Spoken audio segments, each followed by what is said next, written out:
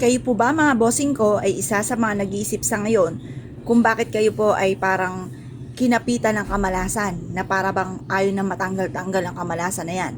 Ako po may tuturo sa inyo mga bossing. Basta naniniwala ka sa mga ganito mga bossing kasi alam niyo po ba, ang mga tao naniniwala sa mga ganito ay nagiging positibo sa buhay. Na alam po niya na maaaring kapag ginawa niya po ito, siya ay suswertin. O di nga, napakaganda ng ganyang mga pananaw sa buhay. Ngayon pa mga bossing, alam niyo po ba, kahit anong gusto nyong gamitin pampaswerte, ay pwede po yan. Lalo-lalo na yung mga pinapakita ko po sa inyo. Pwede nating gamitin itong pampaswerte. Upang sa ganon, mas higit po tayo na makatrack ng swerte at maging positibo. Ganito lang inyo pong gagawin. Asya, kumuha ka ng itlog mga bossing.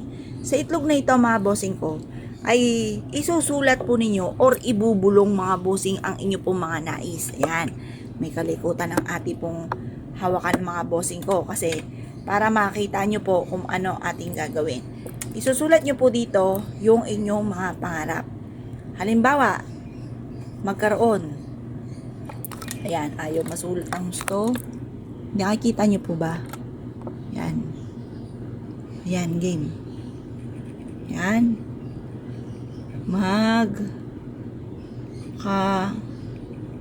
Magkaroon ng negosyo na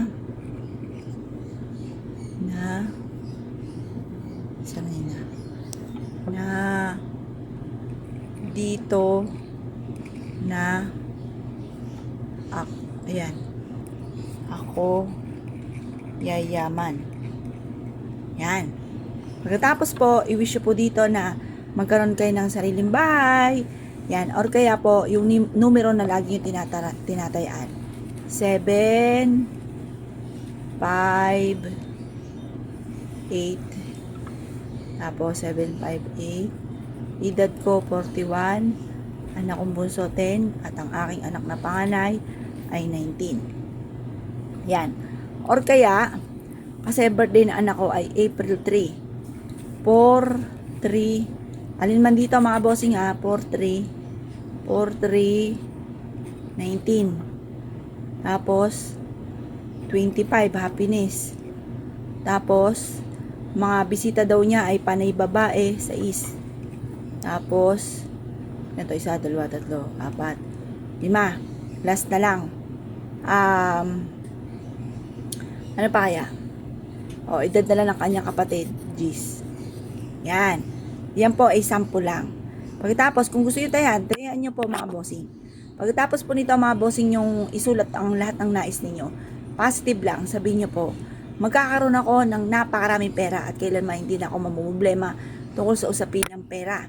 Pagkatapos, pwede nyo itong ibilad sa isang baso na may tubig. Pwede rin po yun.